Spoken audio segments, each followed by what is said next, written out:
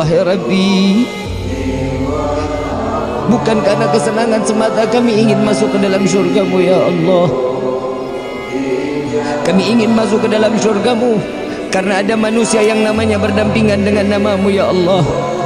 Karena ada manusia yang merindukan kami dan kami pun merindukannya ya Allah. Izinkan kami masuk ke dalam syurga-Mu bersama Sayyidina Muhammad. Jangan Kau butakan mata ini untuk memandang keindahan wajah Sayyidina Muhammad. Izinkan tangan yang penuh dengan dosa ini untuk menggenggam tangan Sayyidina Muhammad, untuk mencium tangan Rasulullah, untuk meminum daripada telaga Al-Kautsar melalui tangan Sayyidina Muhammad. Sampaikan salawat dan salam kami kepada Rasulullah. Ya Rasulullah, pandang kami sebagai umat-Mu.